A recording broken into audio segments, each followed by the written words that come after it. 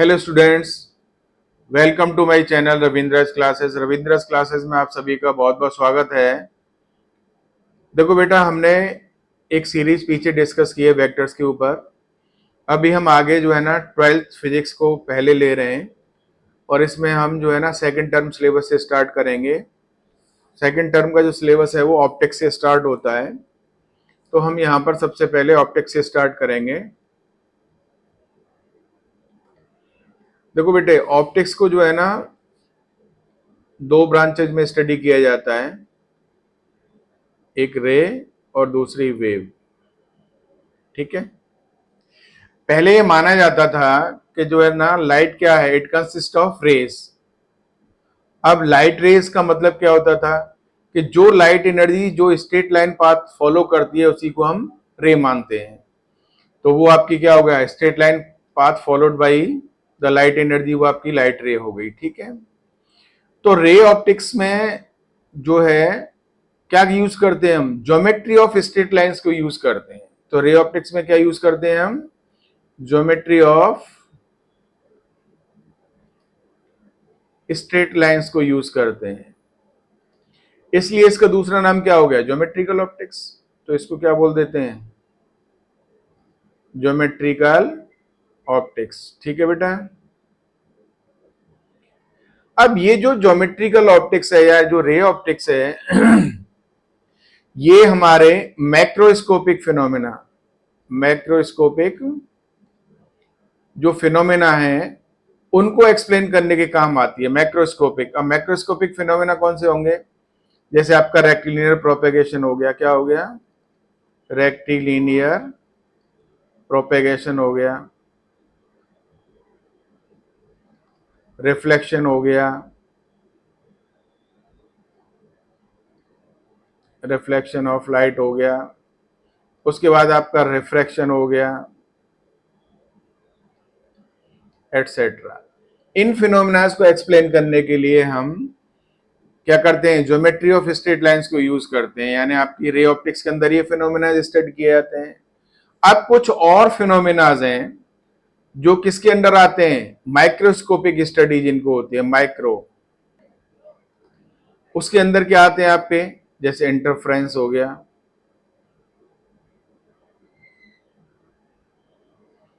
Interference of light हो गया आपका, डिफ्रैक्शन ऑफ लाइट हो गया, पोलराइजेशन हो गया। ये वो फिनोमेनाज हैं जिन्हें हम सिर्फ और सिर्फ वेव नेचर ऑफ लाइट से एक्सप्लेन कर सकते हैं, हम वहां रे ऑप्टिक्स को यूज नहीं कर सकते। तो अब बात आती है आपकी कि वेव थ्योरी ऑफ जो लाइट होती है वो क्या मान के चलती है। तो वो कहती है कि जो लाइट एनर्जी है ना, ये क्या होती है, it travels in the form of wave. और वेव की भी कौन सी एक जो है ना ट्रांसवर्स नेचर जो वेव की होती है ना, उसको फॉलो करती है ये। क्लियर है, आपका समझ में आ गया होगा। तो ये वेव थ्योरी ऑफ लाइट के अकॉर्डिंगली क्या होती है कि जो लाइट है, light energy, it travels in the form of transverse wave motion. ये आपकी जो है ना ट्रांसवर्स वेव मोशन की फॉर्म में ट्रेवल करती है। और जो स्पीड ऑफ लाइट है वो किस पर डिपेंड करती है, नेचर ऑफ द मीडियम के ऊपर डिपेंड करती है। तो स्पीड ऑफ लाइट किस पर डिपेंड करती है, नेचर ऑफ द मीडियम के ऊपर। ठीक है बेटा, ये बेसिक कंसेप्ट थी, मैंने कोशिश की है। अब हम वेव ऑप्टिक्स को यहां से आगे स्टडी करेंगे। तो वेव ऑप्टिक्स में सबसे पहला जो आएगा वो आपका वो आएगा वेव फ्रंट। वेव फ्रंट क्या होता है, देखो, जब जो है ना वेव किसी भी मीडियम से आपकी जाएगी, अब यहां पर तो हम मान के चल रहे हैं कि लाइट वेव्स कैसी होती हैं, ट्रांसवर्स नेचर की होती हैं। तो जब मीडियम से जाएगी तो मीडियम के पार्टिकल क्या करते हैं, ऑसिलेट करते हैं। समझ में आ रहा है कि नहीं आ रहा है। तो वेव फ्रंट क्या होता है, ये लोकस होता है of all the particles of the medium vibrating in the same phase. जो एक ही फेज में वाइब्रेट करते हैं ना मीडियम के पार्टिकल, उन सभी का जो है ना लोकस ले लिया जाएगा, तो उसको हम क्या बोलते हैं, वेव फ्रंट बोलते हैं। क्या बोलते हैं, wave front. Locus of all the particles of the medium vibrating in the same phase, ये क्या होता है आपका, locus of all the particles of the medium vibrating in the same phase। अब दूसरे तरीके से देखा है तो ये क्या हो जाएगी, it is surface of constant face. इसको क्या बोलेंगे हम, surface of constant face. Clear है, एनसीईआरटी में यही होता है और ये बहुत प्रोमिनेंट सा है। ये वेव फ्रंट की डेफिनेशन हो गई, it is a surface of constant face. ठीक है बेटा, अब देखेंगे आगे चल के कि टाइप्स ऑफ वेव फ्रंट की बात आती है कि वेव फ्रंट कितने तरीके का होता है। तो टाइप्स ऑफ वेव फ्रंट जो है ना जनरली 3 तरीके का होता है। समझ में आ रहा है कि नहीं आ रहा है? जनरली 3 तरीके का होता है। पहला होता है आपका स्फेरिकल, दूसरा होता है आपका सिलिंड्रिकल, और तीसरा होता है आपका प्लेन वेव फ्रंट। ये 3 वेव फ्रंट हो गए। अब इनके लिए क्या है, जो लाइट सोर्स होते हैं ना वो डिफरेंट होते हैं। स्फेरिकल वेव फ्रंट कब मिलेगा आपका, स्फेरिकल वेव फ्रंट कब मिलेगा आपका, इसके लिए हम लाइट सोर्स लिख देते हैं। लाइट सोर्स क्या क्या होते हैं इनके लिए, देखिए स्फेरिकल वेव फ्रंट के लिए आपका लाइट का जो सोर्स होगा वो पॉइंट सोर्स होना चाहिए। क्या होना चाहिए बेटा आपका, point source. Cylindrical wave front के लिए क्या होना चाहिए आपका, लीनियर सोर्स होना चाहिए। क्या होना चाहिए आपका, लीनियर सोर्स। अब लीनियर सोर्स की बात करेंगे तो जैसे स्लिट वगैरह आ जाएगी, स्लिट होती है इसके अंदर। प्लेन वेव फ्रंट कब मिलता है कि आपका कोई भी सोर्स है, चाहे वो पॉइंट सोर्स है या लीनियर सोर्स है, काफी दूर होना चाहिए। सोर्स फार डिस्टेंट अपार्ट होना चाहिए। क्या होना चाहिए, काफी दूर होना चाहिए आपका। समझ में आ रहा है, सोर्स जब सोर्स काफी दूर होगा तो क्या होगा कि जो भी सेक्शन होगा ना, चाहे वो आपका कैसा है, सिलिंड्रिकल वेव फ्रंट है, स्फेरिकल वेव फ्रंट है, उन दोनों कैसे नजर आएंगे, वो प्लेन वेव की तरह ही नजर आएंगे। तो सोर्स फार डिस्टेंट अपार्ट। ठीक है बेटे, ये आपके समझ में आ गया होगा। हमने सोर्स के बारे में बता दिया। ये छोटे छोटे से क्वेश्चन पूछे जा सकते हैं, यहाँ आप इनको समझ लेंगे। ठीक है, तो कोई भी सोर्स है, चाहे वो पॉइंट सोर्स है या आपका कैसा है, लीनियर सोर्स है, अगर ये बहुत दूर रखा हुआ है तो उसका क्या हो जाएगा आपका, वो प्लेन वेव फ्रंट की तरह नजर आएगा, बिल्कुल प्लेन नजर आएगा। अब हाइगन्स ने एक बात और बताई थी, एक्चुअली मैं ये आपको समझाना चाहता हूं कि जो वेव थ्योरी ऑफ लाइट है ना, इसको जो सबसे पहले जो इंट्रोड्यूस करने वाला बंदा था वो हाइगन्स ही था।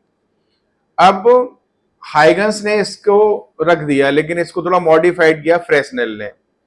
तो ये हाइगन्स, ये थोड़े समझ लेना चाहिए। हाइगन्स ये है इसका सही नाम, HUYGENS, हाइगन्स। सबसे पहले इसने इसको जो है ना, इसने आइडिया दिया। तो हाइगन्स ने क्या बताया था कि जो रेज होती है ना, वो they are always normal to the wave front.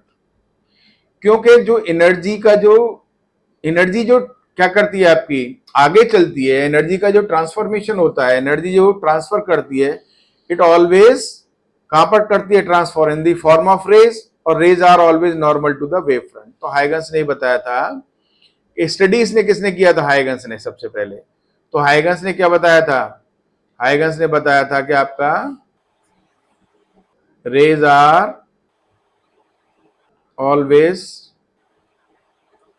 Normal to the wave front. तो अब एनर्जी का जो एनर्जी आगे जा रही है वो किसकी फॉर्म में जा रही है, रेज की फॉर्म में, और रेज क्या हो गई, वेव फ्रंट के नॉर्मल हो गई। तो ये आपका हाइगन्स ने बता दिया था। ठीक है, अब हम आगे चलते हैं। हाइगन्स का एक प्रिंसिपल आता है। तो हाइगन्स प्रिंसिपल किस लिए यूज होता है, देखिए हाइगन्स प्रिंसिपल बहुत ही इंपॉर्टेंट है, क्योंकि इसकी बहुत कुछ देन है। देखिए हाइगन्स प्रिंसिपल की क्या देन है, इसकी देन है हाइगन्स प्रिंसिपल की कि जो वेव प्रोपेगेशन हो रही है ना, उसको हम अच्छे से स्टडी कर सकते हैं। तो हाइगन्स प्रिंसिपल किस लिए यूज होता है, it is use to find the position of wave front at any instant. तो सबसे पहले आपको ये समझ में आना चाहिए हाइगन्स प्रिंसिपल किस लिए यूज होता है, use to find position of wave front, wave front की पोजीशन फाइंड आउट करने के लिए जो है ना किसी भी इंस्टेंट पर, use to find position of wave front at any instant, समझ में आ रहा है? ये हाइगन्स प्रिंसिपल यूज करते हैं। तो अब हाइगन्स ने वेव फ्रंट की पोजीशन फाइंड आउट करने के लिए, यानी वेव प्रोपेगेशन को स्टडी करने के लिए उसने जो है ना दो क्या दिए आपके रूल दिए, जिनको हम दो पोस्टुलेट्स के नाम से जानते हैं। तो हाइगन्स पोस्टुलेट्स क्या होते हैं वो हम आपको बता रहे हैं। इसने आपने हाइगन्स ने दो पोस्टुलेट्स दिए थे। अब इनके दो पोस्टुलेट्स को यूज करके हम किसी भी टाइम पर वेव फ्रंट की पोजीशन फाइंड आउट कर सकते हैं। ठीक है, पहला क्या था उसका, पहला पोस्टुलेट उसका ये था कि every point on the primary wave front, जो भी वेव फ्रंट ले रहे हैं उसको हम क्या बोलेंगे, प्राइमरी वेव फ्रंट बोलेंगे। तो उसने कहा था कि every point on the primary wave front act as a source of new disturbance called secondary wavelets, travels in all direction with the speed of light in the medium. ये उसका पहला postulate था। समझ में आ गया आपका? क्या क्या बताया था उसने? Each point on the primary wave front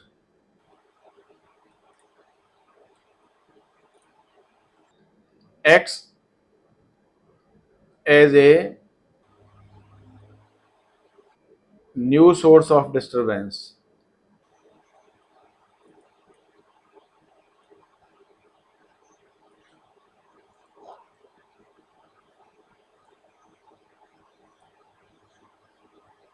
act as a new source of disturbance called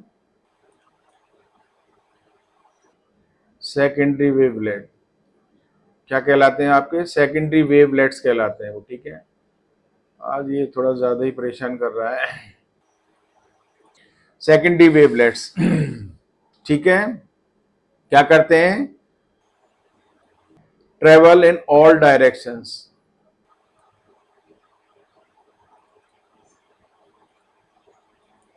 with the speed of light in the medium। उस मीडियम में जो भी स्पीड ऑफ लाइट होगी उससे ट्रेवल करेंगे आप। ठीक है,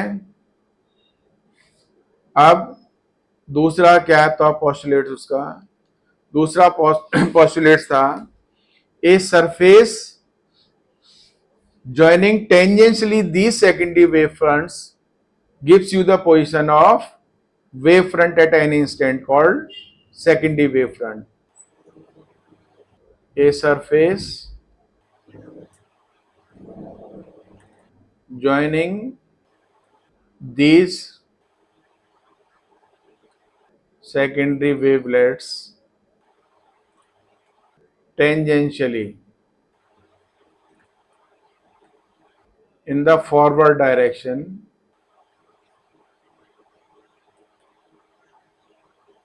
gives the position of wave front called secondary wave front. क्या बोलेंगे हम उसको? Secondary wave front. जरा इनको समझ लीजिए, इसको थोड़ा समझना पड़ेगा आपको कि कहना क्या चाह रहा है, कैसे फाइंड आउट करेंगे। देखो अब ये थोड़ा दिक्कत कर रहा है तो आप समझ लीजिए, क्योंकि इसको अंडरस्टैंड करना। ये मान लीजिए आपका एक प्राइमरी वेव फ्रंट है। ठीक है बेटा, ये हमने एक इस प्राइमरी वेव फ्रंट ले लिया है। अब इसके ऊपर कोई भी पॉइंट मान लेंगे, ये पॉइंट मान लिया, ये पॉइंट मान लिया, ये समझ में आ रहा है, ये पॉइंट मान लिया। ये क्या करेंगे? ये सोर्स ऑफ न्यू डिस्टर्बेंस हो जाएंगे। और यहां से जो है ना ये क्या करेंगे? सेकेंडरी वेवलेट्स जो है ना बाहर की तरफ जाएंगे। मान लीजिए टी टाइम पर हम क्या फाइंड आउट करना चाहते हैं? हम टी टाइम पर हम जो है ना पोजीशन फाइंड आउट करना चाहते हैं। तो ये जो है ना secondary wavelets speed of light से चल रहे हैं, तो टी टाइम में कितनी डिस्टेंस कवर कर लेंगे? तो x की वैल्यू कितनी हो जाएगी? c into T. इतनी, इसको सेंटर मान करके हम सी टी यानी इतनी को लेकर के हम क्या करेंगे? स्फीयर ड्रॉ करेंगे हम। समझ में आ रहा है ना? तो हम क्या करते हैं बेटा? ऐसे ऐसे ऐसे ऐसे स्फीयर ड्रॉ कर लेते हैं। समझ में आ गया? फिर यहाँ पर कोई पॉइंट होगा, फिर और स्फीयर ड्रॉ कर लिया हमने। ठीक है ना बेटे? ये आ गया आपका स्फीयर। फिर और स्फीयर हो जाएगा, और भी ले सकते हैं हम, ऐसे ऐसे ऐसे ऐसे प्रॉपर, ये बढ़ जाएगा तो यहाँ सेंटर आ जाएगा। इसका समझ में आ रहा है ना आपका? ठीक है। अब इनको जो है ना, ये सेकेंडरी वेवलेट्स आ गए, इनकी जो है ना टेंजेंशियली ज्वाइन कराएंगे इसको। कैसे? बाहर की फॉरवर्ड डायरेक्शन, ये ऐसे ऐसे ऐसे ऐसे ऐसे दिखाई दे रहा है ना आपको? तो ये जो पोजीशन बन रही है, ये व्हाट इज दिस? ये आपका क्या बन गया आपका? ये तो प्राइमरी था, प्राइमरी वेव फ्रंट है ये। ये कौन सा है आपका? ये आपका सेकेंडरी वेव फ्रंट आ जाएगा। ठीक है ना बेटा? ठीक है, ये समझ में आ गया होगा ना? क्योंकि टी टाइम पर फाइंड आउट करना चाहते हैं तो हमारा कितना हो जाएगा? एक्स की वैल्यू सी इंटू टी के बराबर हो जाएगी। हमने मीडियम ऐसे ही मान लिया है आपका कि जो है ना आपका क्या होगा? वैक्यूम होगा या एयर होगी। तो समझ में आ गया होगा ना? इनको सेंटर्स मान करके जो है ना सी टी के बराबर लेकर के आप, और ये क्या करेंगे? स्फीयर्स ड्रॉ कराएंगे और टेंजेंशियल इनको फॉरवर्ड डायरेक्शन में ज्वाइन करा देंगे, तो ये सेकेंडरी कोई वेव फ्रंट आपको दे देगा। ये थे दोनों पोस्टुलेट्स। तो इसको यूज करके हम क्या फाइंड आउट कर सकते हैं? Position of wave front find out कर सकते हैं, secondary wave front find out कर सकते हैं। ये हाइगन्स ने यूज किए थे दो पोस्टुलेट्स। अब हाइगन्स ही वो साइंटिस्ट था जिसने जो है ना रिफ्रैक्शन और रिफ्लेक्शन दोनों फिनोमेना को वेव थ्योरी ऑफ लाइट से प्रूव किया था। तो इसका मतलब क्या है कि वेव थ्योरी ऑफ लाइट से अब हम रिफ्रैक्शन और रिफ्लेक्शन को भी और रेक्टिलिनियर प्रोपेगेशन ऑफ लाइट को भी प्रूव कर सकते हैं। तो अब ये वो फिनोमेना हो गए जिन्हें हम दोनों नेचर से प्रूव कर सकते हैं। समझ में आ रहा है ना? कौन कौन से?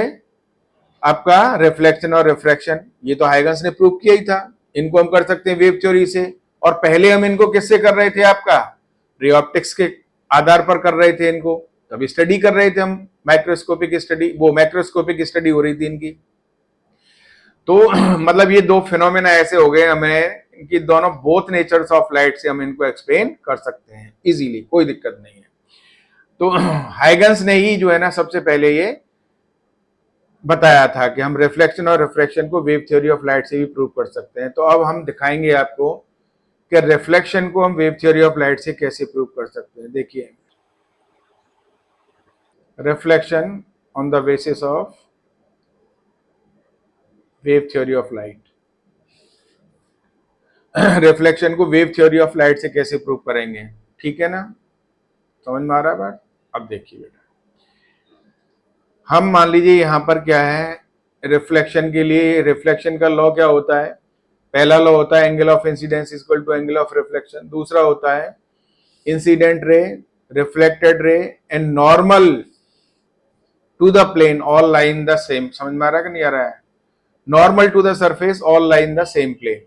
ठीक है। अब हम यहां पर रिफ्लेक्शन के लिए आपने क्या लिया? ये देखिए, ये एक सरफेस तो लेनी पड़ेगी ना आपको, ठीक है ना? अब देखिए बेटा, तो यहां पर हम क्या करेंगे? ये हमारा एक वेव फ्रंट है, मान लीजिए ए बी वेव फ्रंट है, और ये सरफेस को आपने क्या मान लीजिए? कुछ भी मान लीजिए, सरफेस का नामकरण कर देंगे हम। क्या ले लेंगे इसे? इसको पी क्यू ले लिया, ठीक है ना? अब ये वेव फ्रंट है, तो इस वेव फ्रंट पर क्या है? Rays are always normal. तो देखियो बेटा, इसके ऊपर रेज जो आएंगी वो ऐसे ही आएंगी ना। अब ये भी जो है ना, ये आ गई, ठीक है। अब दूसरी जो है ना, ये यहां से ऐसे आ जाएगी, ये आपकी ये आ गई। अब ये नॉर्मल ही है, आपको माननी पड़ेगी। ये यहाँ पर जो है, ये सरफेस के ऊपर डाल दिया तो ये एंगल आई हो जाएगा, ठीक है ना? और भी आप चाहो तो एक सरफेस यहाँ से डाल सकते हो, ये इसको डॉटेड डॉटेड अंदर दिखाना पड़ेगा आपका, ठीक है ना?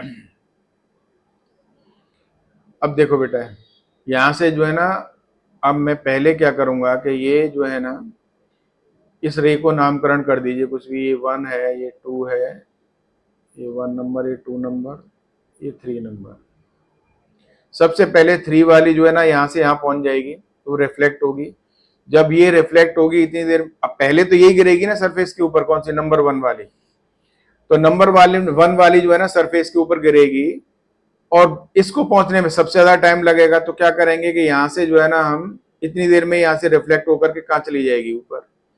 तो इसको फिगर को बनाने के लिए बेस्ट तरीका ये है कि हम ऐसे ले लेते हैं इसको, क्योंकि हमें इस पे नॉर्मल ड्रॉ करना पड़ेगा ना, फिर वो दिक्कत ना दे।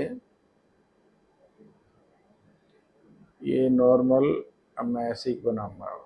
अब समझना है, आपको समझना है तो समझ ही लेंगे आप। इसमें लगेंगे तो इसमें लग जाएगा, क्योंकि यहाँ थोड़ा समझ रहे हैं, फिगर बनाने में थोड़ी सी दिक्कत होती है ही। इस वेव फ्रंट के ये नॉर्मल ये रे चलेगी। अब ऐसे ही यहाँ से लेंगे तो ये भी ऑब्वियस सी बात है चली जाएगी, नॉर्मल ऐसे चली जाएगी। तो ये कौन सी रे थी आपकी, ये 3 नंबर की है, ये आपकी 2 नंबर की है, और ये आपका 1 नंबर की है। ठीक है ना बेटा। अब इसको जो है ना, क्योंकि अंदर वाला पोर्शन है, थोड़ा सा इसको डॉटेड दिखाना चाहिए।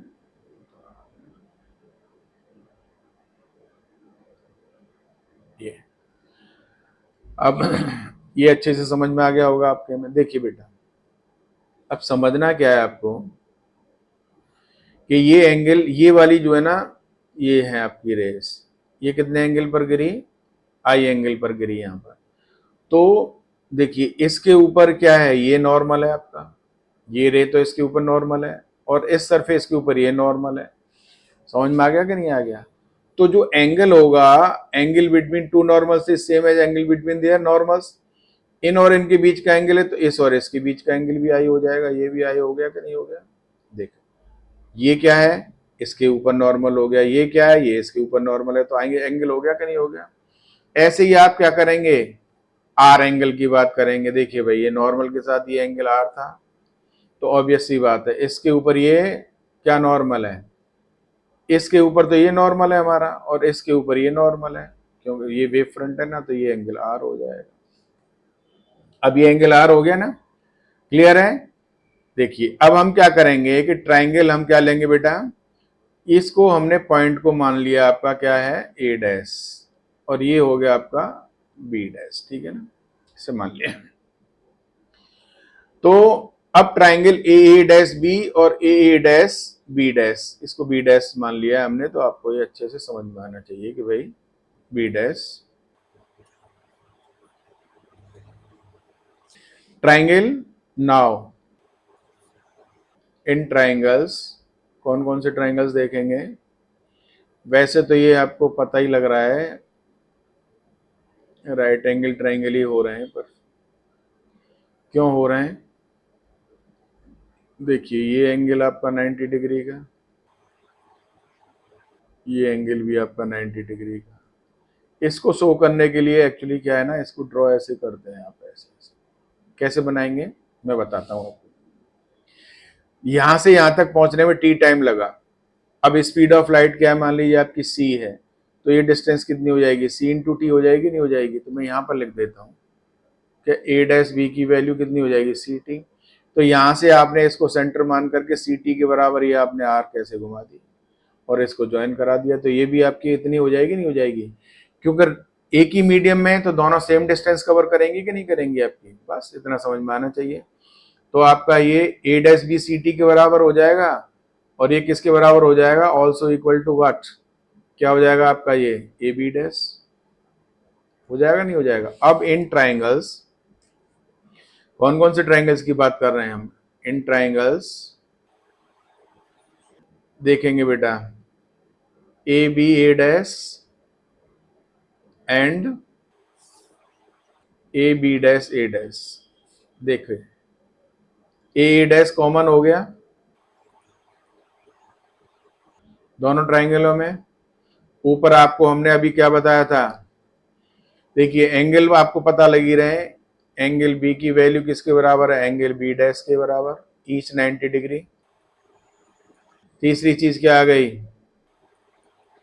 And A dash B is equal to what, A B dash, equal distances हैं। तो क्या हो गए, ट्राइंगल्स कॉन्ग्रुएंट हो गए कि नहीं हो गए। अब ट्राइंगल्स आर कॉन्ग्रुएंट, कैसे हो गए ट्राइंगल्स, ट्राइंगल्स कॉन्ग्रुएंट हो गए। तो now from CPCT, here from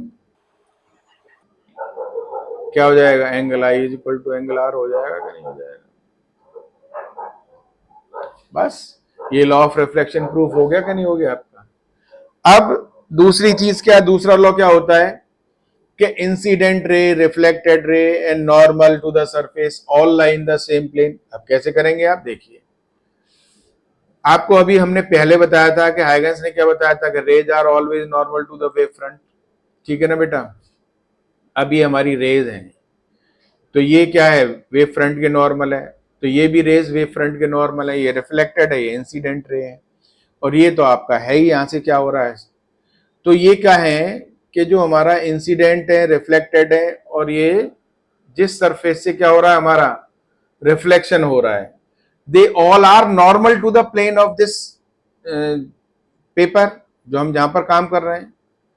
अब ये इसके हैं, तो इसका मतलब क्या हो गया कि incident ray, reflected ray and normal, ये नॉर्मल कौन सा, to the surface, they all lie in the same plane. तो आपका सेकंड वाला भी प्रूफ हो गया कि नहीं हो गया।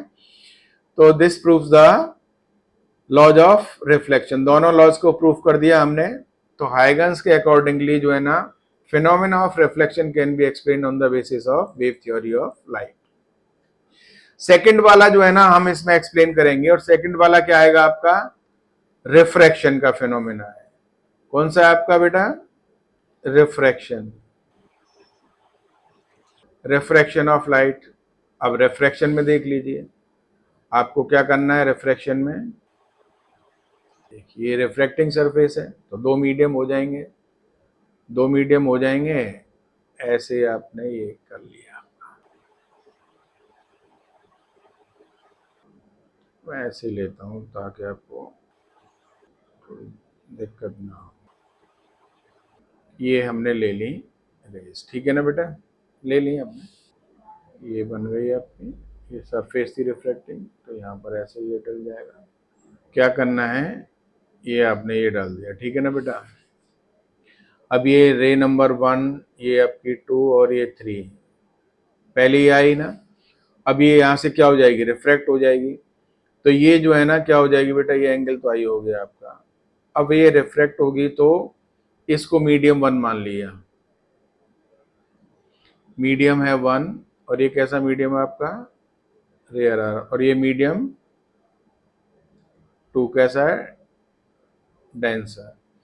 अब ये क्या करेगी, ये रे जो है ना नॉर्मल की तरफ बेंड करेगी कि नहीं करेगी, अब ऐसे, तो मैं यहाँ से इस पर दिक्कत ना हो इसलिए इसको ऐसे मिला देते हैं। अब ये मेरा ख्याल है ज़्यादा अच्छे से बन गया, और ये जो है ना यहाँ से रे ये दिखाई दे रहा है आपको, नॉर्मल आ रहा है, ठीक है, तो ये ऐसे चली जाएगी। थोड़ा और अच्छे से बना सकते हैं हम इसको, बन जाएगा, कोई दिक्कत नहीं है।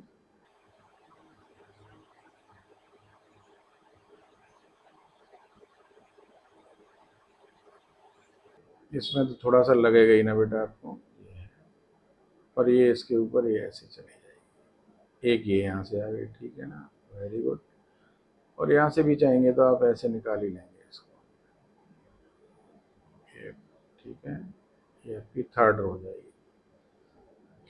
देखिए बेटे, इस मीडियम में मान लीजिए इसकी क्या है, स्पीड ऑफ लाइट v1 है या वेलोसिटी ऑफ लाइट, और यहाँ पर क्या है v2 है, ठीक है ना।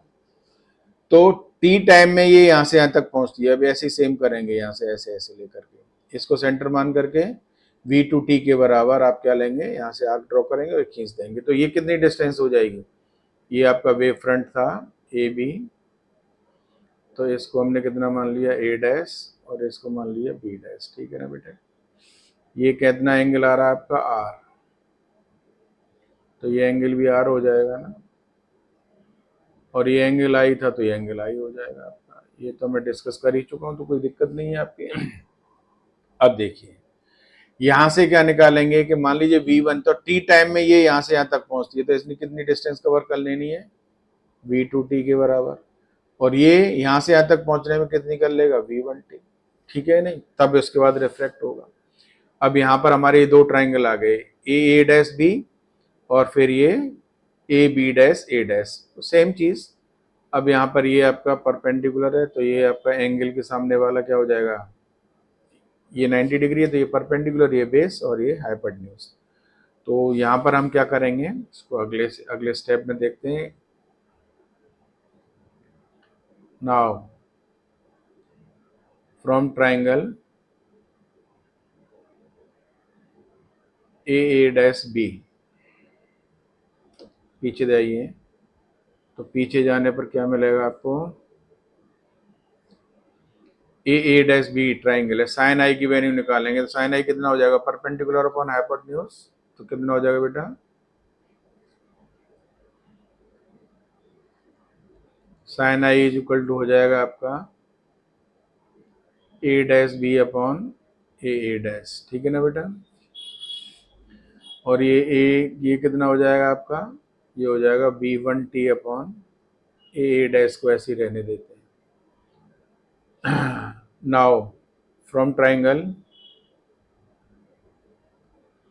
अब कौन सा ट्राइंगल यूज करेंगे आप, ए डैश यूज करेंगे, क्या निकालेंगे, साइन आर, साइन आर कितना हो जाएगा उसमें,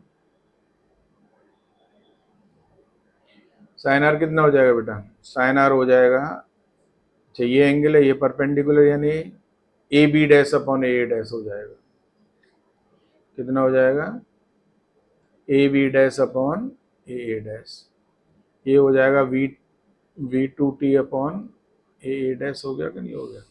अब यहाँ पर क्या करेंगे, कुछ नहीं करना आपको, इसको नंबर 1 लिख दीजिए, इसको नंबर 2 लिख दीजिए, ठीक है ना बेटा। यहाँ क्या करना है आपको, 1/2, जब 1/2 कर देंगे तो क्या आ जाएगा, sine I upon sine R, कितना हो गया बेटा,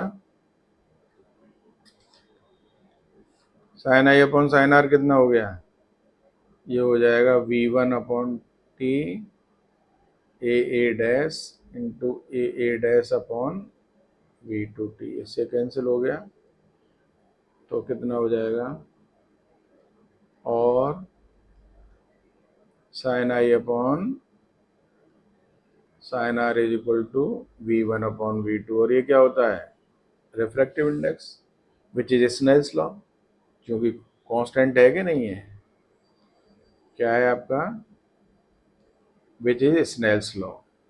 तो ये रिफ्रैक्शन का लॉ है कि नहीं है आपका, ये आपको बहुत अच्छे से समझ में आ गया, कहीं कोई दिक्कत नहीं होने नहीं चाहिए। आज थोड़ी सी राइटिंग में दिक्कत हुई है, वो कोई प्रॉब्लम नहीं है, आप चाहोगे तो मैं उसकी एक PDF आपको बना करके दे दूंगा, लेकिन मेरा ख्याल है इसको समझना बहुत ज़रूरी था, इसलिए मैंने बहुत अच्छे से इसको एक्सप्लेन किया है। ये स्नेल्स लॉ हो गया। दूसरा लॉ जो है ना, लॉ क्या है वो तो आपको हम बता ही चुके हैं कि incident ray, refracted ray and normal they all lie in the same plane, तो आपके ये लॉज ऑफ रिफ्रैक्शन भी प्रूफ हो गए।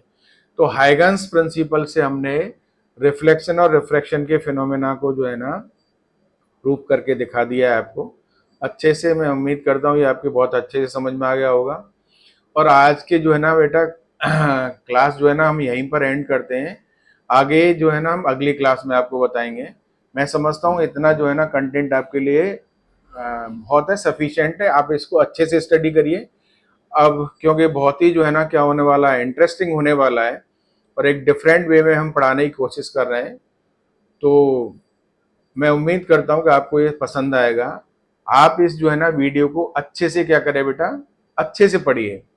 तो इस वीडियो को अच्छे से पढ़िए, समझ में आ रहा है कि नहीं आ रहा है, और इसको चैनल को क्या करें, अगर आप तक अभी तक आपने सब्सक्राइब नहीं किया तो आप इसको सब्सक्राइब भी करिए, तो आगे नोटिफिकेशन आपको मिलता रहेगा और आगे के जो जितने भी हमारे लेक्चर्स आएंगे वो टाइमली आपको मिलते रहेंगे।